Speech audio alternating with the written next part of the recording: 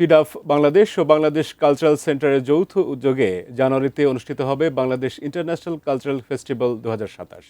এই আয়োজনের লক্ষ্য বিশ্বমঞ্চে বাংলাদেশের সমৃদ্ধ সংস্কৃতি, ঐতিহ্য ও নৃত্যশিল্পকে তুলে ধরা।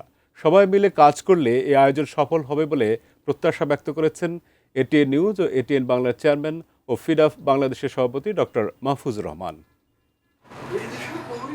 বিকেলে রাজধানীর এটিএন বাংলার কার্যালয়ে অনুষ্ঠিত হলো আন্তর্জাতিক সংস্থা ফিড অফ বাংলাদেশের সাধারণ সভা।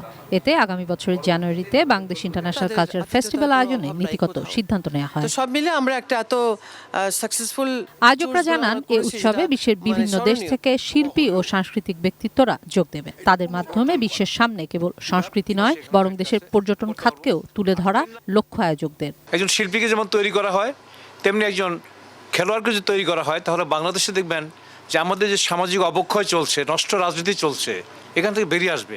ইউএস এবং কানাডায় এই ধরনের অলরেডি গভর্নমেন্টের সঙ্গে কথা হয়েছে 2 মেয়ার। অলরেডি 30টা দেশ বলতেছে আমরা পার্টিসিপেট করব। আমাদের পার্টিসিপেন্ট নিয়ে কোনো সমস্যা নাই। বাংলাদেশ যে আজকে পিছিয়ে নাই, বাংলাদেশের সংস্কৃতি যে সারা বিশ্বে সমাদৃত হতে পারে, সেই কাজটাই আমাদেরকে করতে হবে।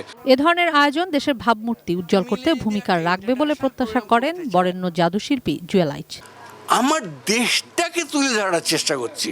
আমার ম্যাজিকের মধ্যে আমার টার্গেটটাই হচ্ছে থেকে থেকে আমি আমার দেশকে নানান ম্যাজিকের মাধ্যমে আমি তুলে ধরছি। আয়োজক প্রতিষ্ঠান ফিড অফ বাংলাদেশের সভাপতি এবং এটিএন নিউজ ও এটিএন বাংলার চেয়ারম্যান ডক্টর মাহফুজুর রহমান জানান, প্রথমবারের মতো ঢাকায় ব্যাপক পরিসরে এই উৎসব হচ্ছে।